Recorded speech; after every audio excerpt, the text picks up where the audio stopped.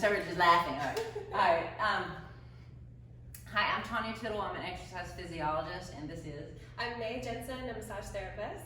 And we're going to talk to you today about... cellulite cupping.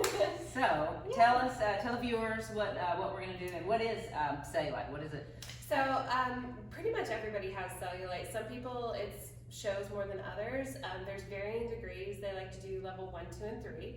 Level 1 is when you see it when you're seated. Level 2 is when you see it when you have tightness. And level 3 is you just see it every time. So basically what cellulite is it's pockets of fat that poke through your fascia, kind of like if you were wearing fishnets. So if the fishnet's tight, the skin kind of pockets so you see the little circles in between. So what we're going to do with the cupping is a decompression, so we're going to lift that fishnet or fascia up, strip it out so it's not so tight, and then allow it to relax back so it's a more natural, smooth look.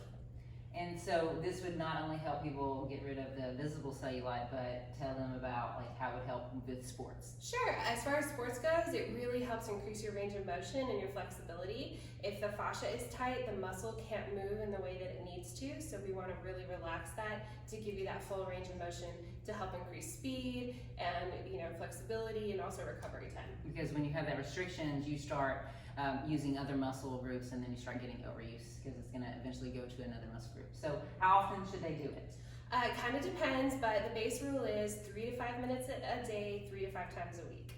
And should they be warm? Let's Yes. tell you about how warm we need to be. I'm warm, by the way. I've already cycled and showered. Yeah.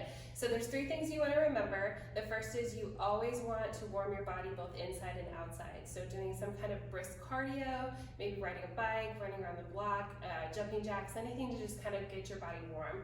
And then you want to warm outside, being that you want to maybe take a hot shower, sit in a sauna, sit in a hot tub, anything that's going to get you sweating and warm.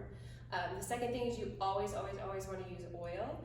I myself prefer coconut oil. I just find that it's the cleanest and easiest to work with, but you can use jojoba, grapeseed, vitamin E, any kind of oil. I don't recommend using cream because cream soaks into the skin, so you don't get that buffer, whereas oil stays on top, so you have more of a buffer. It's easier to move.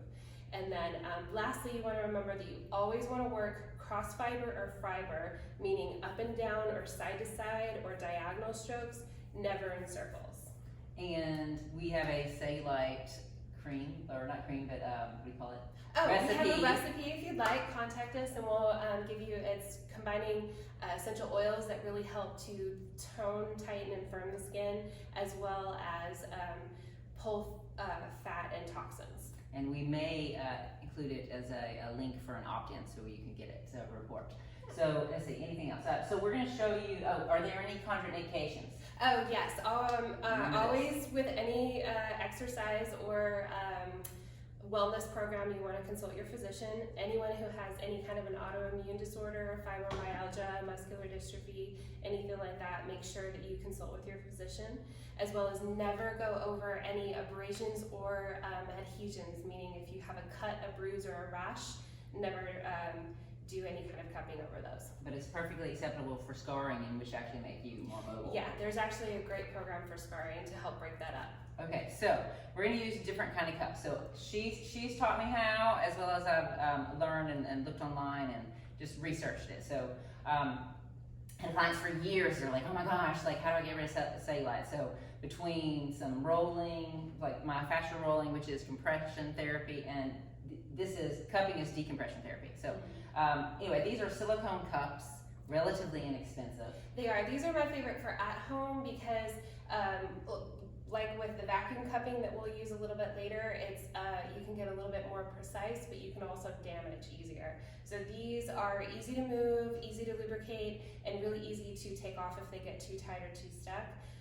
So these are my preferred method for people who have not had any education and you're just doing it for yourself. Yes, because you tend to overdo it, or maybe too aggressive.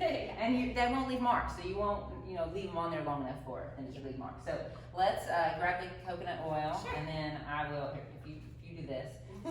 So I'm going to do it on myself. I'm going to show you how I do it at home, and then she's going to, I'll lie on the bench because we don't have the massage table out here, or I'll stand up and she can do it and show you how much, kind of almost like a pump and a half. So You don't need a ton. Now you're really just going for a buffer layer, light lubrication. You're not doing any kind of massage or manipulation of the skin or anything like that. Really just creating that buffer layer. And what you'll find is, I like to start with the big one. I like to go for it. So what you do is, like, I'll do it in the bathroom and I'll turn your toe like that and rotate, because you want to be able to see. Now if you're not flexible enough here, then you might have to sit down and do it. So you want to suction it as much as you can, and then it'll get a good grip. So I gently, I'm not like trying, and then I don't leave it on there very long, and you don't want to go super fast either. Yes, the deeper and the more pressure you use, the slower you want to go. You don't want to shock the skin. You don't want to cause any adhesions or bruisings or anything like that. You really just want to decompress and glide, kind of like a rolling pin. You're trying to lengthen the tissue. And then I also I might put it on the counter and then do it like this.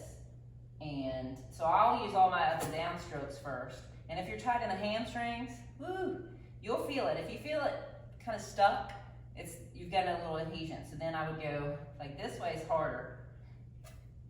And so then you could do, as far as like doing way up here, which is where a lot of women might have it, I like to go way up here. So then you get a good suction and then go here.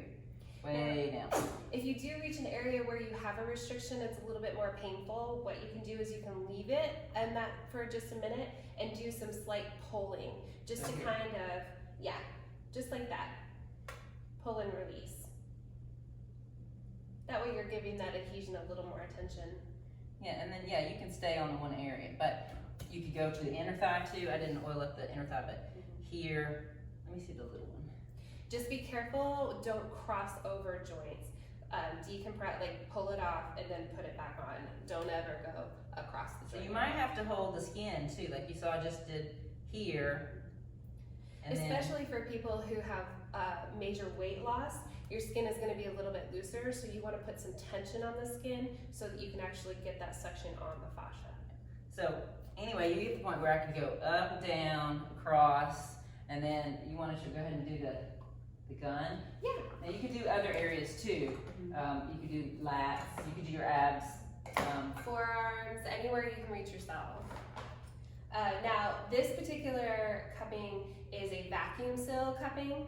I suggest you get a little more training with the silicone cupping, just so you have a little bit more knowledge as far as what your body can handle.